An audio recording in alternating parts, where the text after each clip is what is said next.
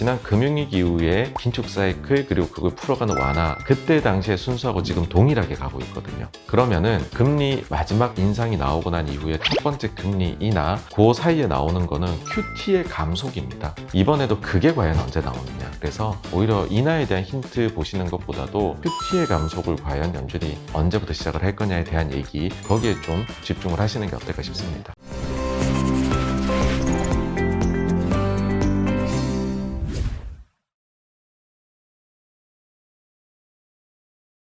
사실 금리를 다뤄봤으니 이제 좀 실물 지표도 좀 다뤄볼 차례죠. 아무래도 최근에 있었던 좀 중요한 매크로 이벤트가 8월 잭슨 홀 미팅이었는데요. 사실 원래 시장에서는 뭐 중립금리 논란이라든지 뭐 다양한 더 논의들이 나올 걸로 기대했으나 생각보다 파월의 답변은 시장의 기대치에 좀 부합한 이제 답변이었습니다. 그러다 보니까 최근에 좀 미국 시장, 특히 경기 침체를 이제 여태까지 없다고 이제 생각하고 진행왔는데, 최근에 이제 일부 소비 고용 그리고 기업 실적 측면에서 기업 실적은 빼더라도 일단 적어도 고용 시장의 둔화는 좀 조금씩 지표로 확인되고 있는 분위기라서 최근 이제 미국의 경기 상황과 그리고 향후 뭔가 미국의 경기 흐름에 대해서는 좀 어떻게 보시는지 궁금합니다. 지금은 힘든 과제를 해 나가고 있는 것이거든요. 너무 좋으면 인플레가 다시 올 거를 염려를 할 겁니다. 반대로 너무 나쁘면 침체를 우려를 하게 되겠죠. 그래서 그 중간에, 그러니까 찬물도 아니고 뜨거운 물도 아니고 미지근한 물 정도가 나오기를 시장은 제일 원하는 것이거든요.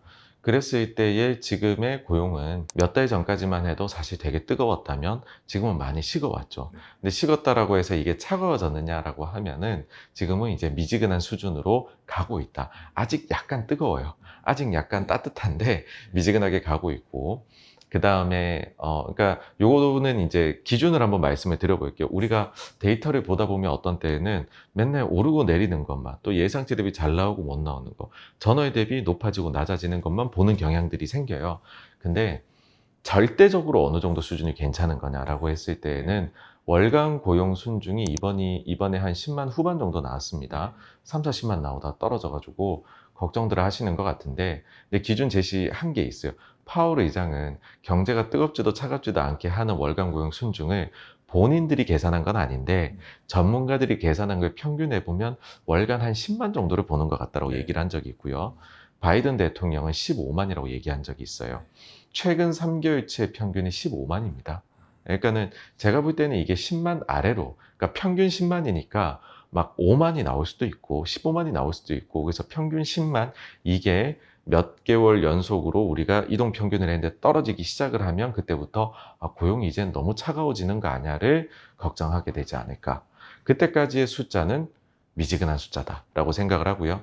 그 다음에는 구인 숫자도 좀 줄어야 되는데 라는 말씀들도 많이 하세요. 그러니까 구인이라는 것 자체가 실업자 한 명당 지금 구인 개수가 너무 많아서 고용시장이 너무 뜨겁다, 그런 말씀들을 많이 하시는데, 코로나 이전 평균으로 돌아가려면 여기에서도 지금 구인이 1200만 개에서 880만 개로 줄었거든요.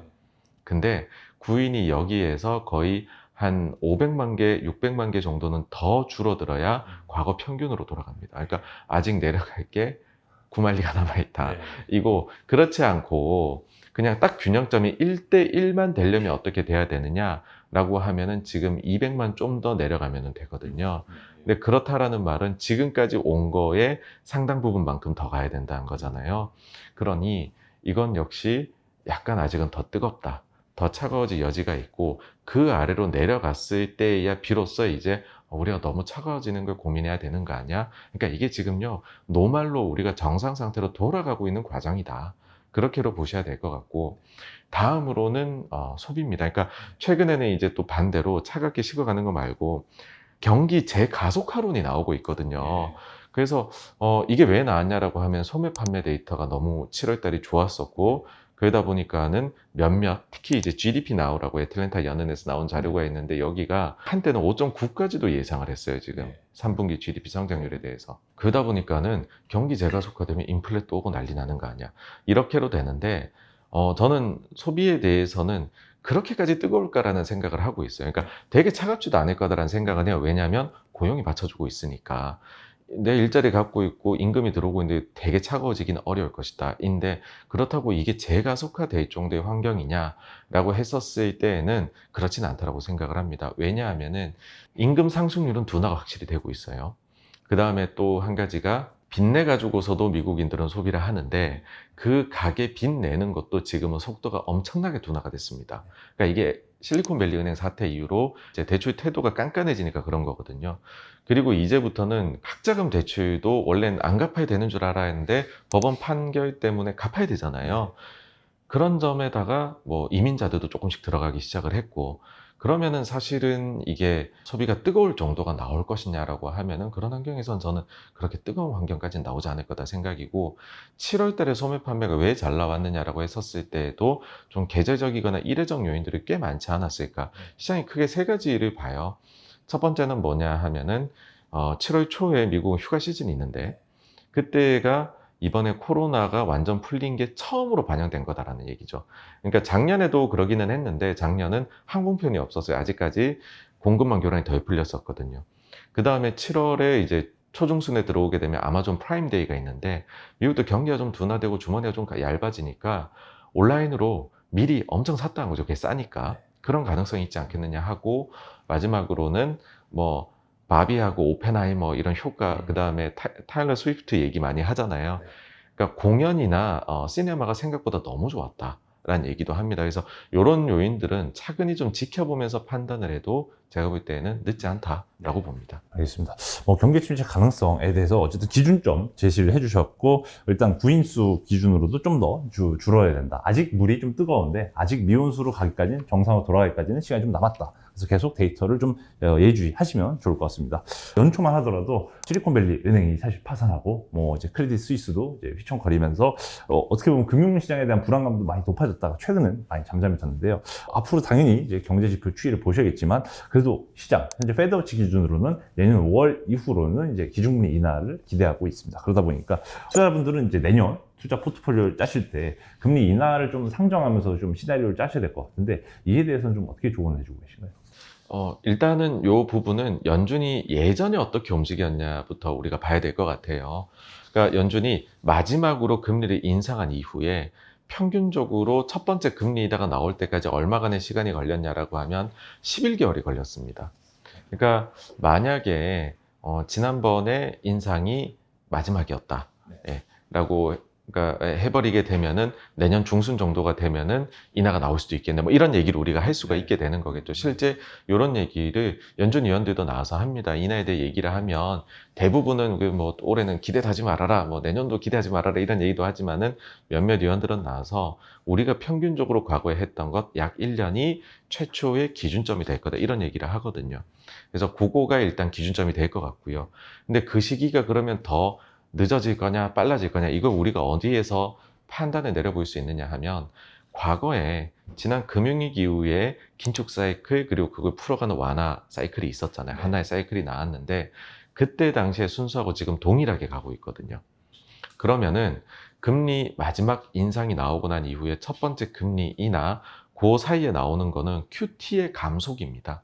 지금 QT하고 있는 금액을 줄여나가는 거, 그거부터 먼저 했던 게 지난번이거든요. 그래서 이번에도 그게 과연 언제 나오느냐, 그리고 그게 나올 때 사람들은 그러면 정말로 금리 인하가 임박한 것 아니냐라는 얘기가 막 나올 겁니다. 그리고 실제로 시장에서의 시장 금리도 거기에 따라서 소위 말해서 선반영되거나 그럴 뭐 개연성도 있다라고 생각을 해요. 그래서 오히려 인하에 대한 힌트 보시는 것보다도 조금 더 여기에서 이제 깊게 보신다라고 하면은 QT의 감속을 과연 연준이 언제부터 시작을 할 거냐에 대한 얘기, 거기에 좀 이제 집중을 하시는 게 어떨까 싶습니다. 감사합니다. 금리 인하 관련해서 너무 고민을 많이 하시지 마시고, 그 전에 앞서서 QT 감속 여부를 더 먼저 체크하셔라가 이제 대표님 요지로 정리해 보겠습니다.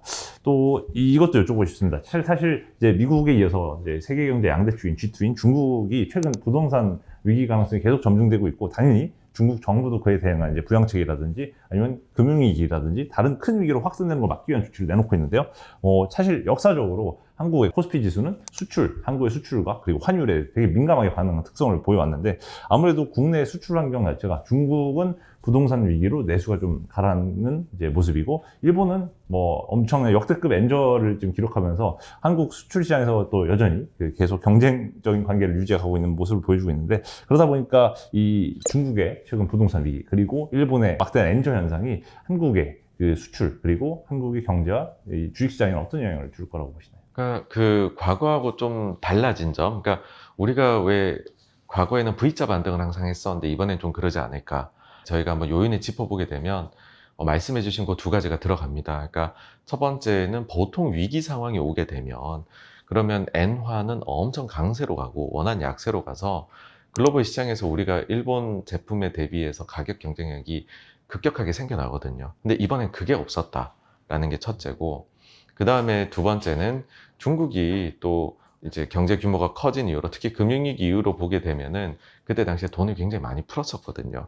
그럼 중국이 돈을 풀면은 사이클이 한번 강하게 이제 나타나면서 우리나라 기업들이 거기에서 또 뭔가 또꼬물이 생기는 사이클이 왔었는데, 이번엔 사실 그 두 가지가 전부 다 매우 약했다라고 볼 수 있습니다. 그러다 보니까는 지금 우리가 나타나고 있는 동행 지표나 이런 것들도 다 좀 부진한 상황인데, 그런데 사실 저는 뭐 우리나라 경기가 반등할 것이다에 대해 가지고서는 이거는 결국 시간의 문제였었을 뿐이지 지금은 그 반등할 것이다라는 점들이 굉장히 명확하게 나타나고 있다라고 얘기를 드리고 싶어요. 그러니까 결국에는 우리가 이런 디테일하게 경쟁 요인이나 뭐 이런 그 이제 돈을 푸는 요인을 제외를 하고 사이클이라는 게 왜 나타나느냐, 단기적으로 경기 사이클이라고 하게 되면 바로 이제 재고 때문에 그런 거거든요. 너무 좋을 것 같아 해가지고서 재고를 계속 쌓아나가다 과잉 재고 돼버리면 떨이 판매를 해야 되고, 그러면 과잉 재고를 해소해 나가는 과정에서는 우리처럼 중간재를 특히 많이 파는 국가 입장에서는 수출이 부진해질 수밖에 없습니다. 그러니까 우리는요, 미국이나 중국의 소매점들이 가지고 있는 재고가 적정 수준 혹은 이하로까지 줄어들고 나서 이제 수출이 반등을 보일 수 있는 환경을 가지고 있다. 그러면 그런 측면에서 주요국들의 지금 재고 상황이 어떠하냐라고 하면, 미국 같은 경우에는 원래 전년 동기 대비 재고 증가율이 거의 20% 가까이 갔었어요. 근데 이제는 거의 증가가 없습니다. 아마 제 생각에는 이 데이터가 지금 두 달치 전 것까지밖에 안 나와서 그런데 이달 것까지 나오면 아마 마이너스로도 가 있을 가능성이 있다고 봐요. 그러니까 그 정도로 미국은 재고 조정이 대단히 빠르게 했다. 뭐 월마트나 이런 데서 실적 발표할 때 그런 얘기 항상 했었거든요. 그러니까는 우리가 미국 수출이 반등할 기미가 보인다라는 것이고, 그러니까는 더 좋아질 기미가 보인다라는 거고, 그걸 또 어디서 여러분들이 판단을 하실 수 있냐 하면, 사실 우리나라 수출 데이터가 글로벌 경기의 최선두에서 알려주는 선행 지표로 알려져 있잖아요. 근데 그보다 더 선행해서 알려준다라고 알려져 있는 게 뭐가 있냐 하면은, 미국의 ISM 제조 PMI를 보시게 되면 재고하고 신규 주문 비율이 있어요. 그러니까 재고는 지금의 재고 수준 대비해서 신규 주문 강도가 얼마나 들어오느냐. 그러니까 그게 신규 주문 강도가 점점 강해질수록 글로벌에 특히 한국 같은 나라의 수출 데이터가 좋아질 수 있는 그런 기미가 보인다라는 거거든요. 근데 그게 지금 계속 올라가고 있습니다. 그래서 아마 그걸 따라서 우리 수출이 반등하지 않을까 이고, 중국 같은 경우에도 참 안 좋기는 한데, 근데 중국에서도 작년부터 이어진 어마어마한 과잉 재고의 해소 과정이 이제 거의 끝자락에 가고 있습니다. 일부 품목에서는 재고가 이제는 과잉 재고가 아니라 과소 재고로 가서 그런 쪽에서는 주문이 좀 나오고 있다는 것이죠.